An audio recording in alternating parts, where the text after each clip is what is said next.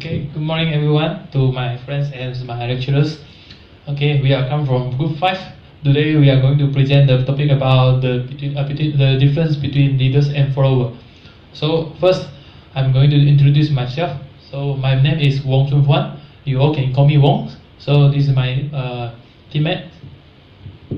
My name is Haris and I'm Najwa. Okay, so to let you guys have a simple ideas about what is the difference between the ideas and leaders and followers, first I will show you the video.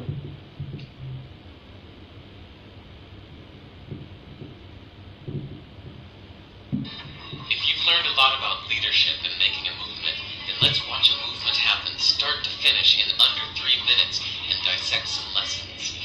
First, of course, a leader needs the guts to stand alone and look ridiculous. But what he's doing is so simple, it's almost instructional. This is key. You must be easy to follow. Now here comes the first follower with a crucial role. He publicly shows everyone else how to follow. Notice how the leader embraces him as an equal. So it's not about the leader anymore. It's about them, plural. Notice how he's calling to his friends to join in. So it takes guts to be a first follower. You stand out, you brave ridicule yourself.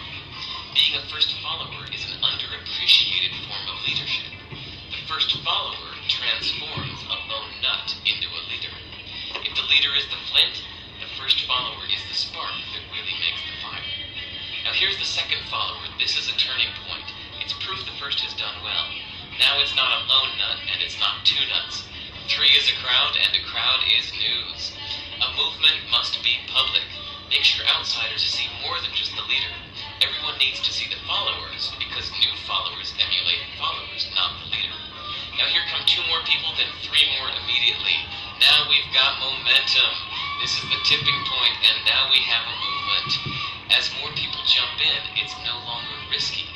If they were on the fence before, there's no reason not to join in now. They won't stand out, they won't be ridiculed, and they will be part of the in crowd if they hurry. And over the next minute, you'll see the rest who prefer to stay part of the crowd, because eventually they'd be ridiculed for not joining. And ladies and gentlemen, that is how a movement is made. So let's recap what we've learned. If you are a version of the shirtless dancing guy, all alone, remember the importance of nurturing your first few followers as equals, making everything clearly about the movement, not you. Be public, be easy to follow.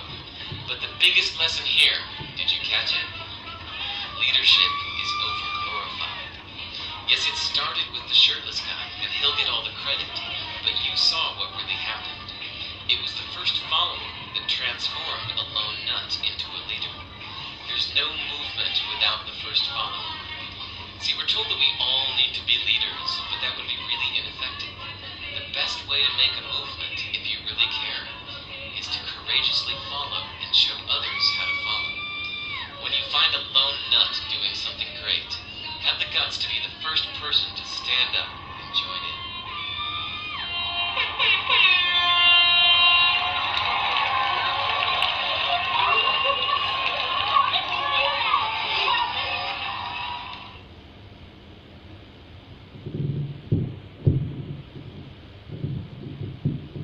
So after you guys was watching this video, I believe that you all of you will some basic ideas what is the difference between leaders and followers. So first,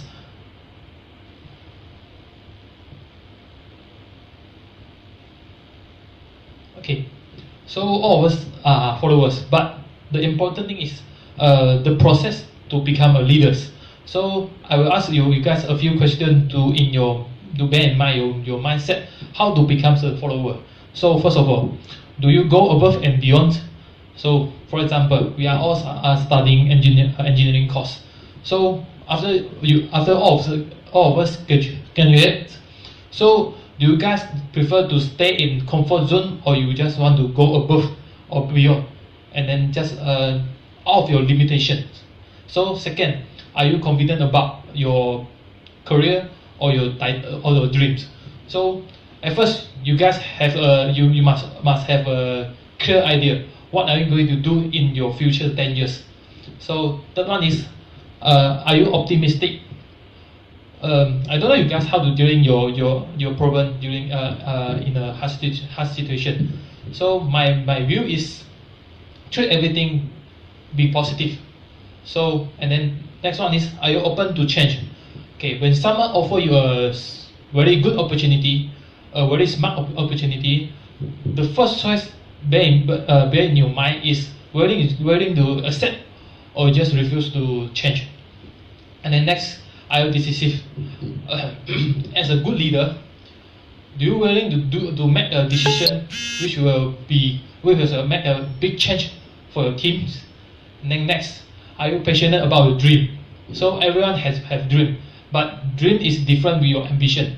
So I think all of you must have a dream. For example, traveling around the world, become a millionaire. But the idea is, do you guys doing something that will make a change in your future?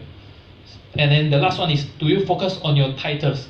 So you guys have a dream, but do you focus on it, or you just follow the way or the path that chosen by your parents?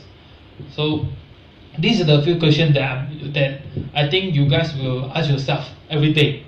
Okay, so next one is, the 5 ways being a good followers makes you a better leader. So I will pass to my teammates. Alright, I'm going to talk about 5 ways of being a good follower that makes you a better leader. Alright, firstly is awareness. Leaders need to be aware of various audiences, including colleagues, co-workers, customers, board members, and the public at large. As a leader, you need to be aware of what it takes to bring them along. Alright, and then being a follower teaches you how to be aware of the needs of the people. Good followers learn to read people and understand what upsets and motivates them. Secondly is diplomacy. Good followers encounter a co-worker with rabid political belief or a disagreeable manager. They are probably not going to fight for every battle. Playing the part of the follower is easier, simpler, and often less risky. Good followers learn how to get along with those who have differences while not ignoring those differences also. Thirdly is courage. Being a good follower means having the courage to dissent if you think your leader, manager, or superior is doing something wrong-headed. That's not always easy, but it requires the guts and the strength of conviction that is essential to good leadership. Okay, next is collaboration. Followers can make or break the leader influencing if and how goals are accomplished. In many business sectors, followers are the ones who are doing much of the creative work, although the leader might get most of the credit. Leaders who have been good followers understand how to work with people and to bring out the best in them. Alright, lastly is critical thinking. In order to be a good follower, you need to be able to think for yourself. Best followers support and aid the leader when he or she is doing the right thing, and stand up to the leader when he or she is headed in the wrong direction. Right, next, I pass to my friend, Haris. Thank you. Next, I will talk about the 10 traits of a good leaders and their followers. A good leader must have ambition. As before this, my friend said in the introduction, you must have the ambition to, in my opinion, grow yourself as a leader. Therefore, the follower, you can show good example to the followers. And then a good leader must be patient, as some followers will get on the nerve of some leaders. Therefore, a good leader must be patient. Next is humility. A good leader. Sometimes a good leader have high ranking jobs or titles or anything, so they must be humble, down to earth, so that the followers or low ranking people can approach them easily. So humility is quite important. Then a good leader must have good humor. They can't be straight faced every time. When straight faced leaders, then the followers would be scared to approach them and would make things hard. And then a good leader must have vision, long term, short term, anything that can make him a good person and his followers better. Next slide, please. Compliance. This one, compliance applies both to leaders and followers, because the followers must comply to anything about the leader's orders or what his instructions or her instructions. Then compliance about the leader to the followers, meaning like something the followers cannot do, then alternatively, so they must comply, something like that. Then tolerance. Tolerance also is one of the major things for the leader and the followers. Tolerance, you must tolerate the followers. Sorry, almost blurred it out in Malay. Tolerance is like you must be. Never mind. Meaning, if like someone makes a mistakes, then you must forgive them, then tolerate them, because not all people are perfect, so that's tolerance. Then courage. Courage. A good leader must have courage. If he is scared, then automatically the followers will be also scared, and the follower must also have courage to stand up to the leader. Sometimes leaders are not always correct or anything, therefore the follower must have courage to correct the leader. And then accountability. Accountability is like, the meaning is faith, something like that, is meaning like engineer and senior engineer. So the title senior, meaning he has higher accountability than the lower one. So a good leader must have accountability also. And the last one is gratitude. You must be thankful to about anything, meaning if something you're doing a job, and the leader must have gratitude towards the followers. Maybe the follower didn't sleep for a night doing the leader's work or anything, something like that. So next slide, please. This one is special for leaders and followers. This is the video when Liverpool was losing 3-0 at halftime during the 2005 Champions League, and the leader inspired the followers to make a comeback. Play.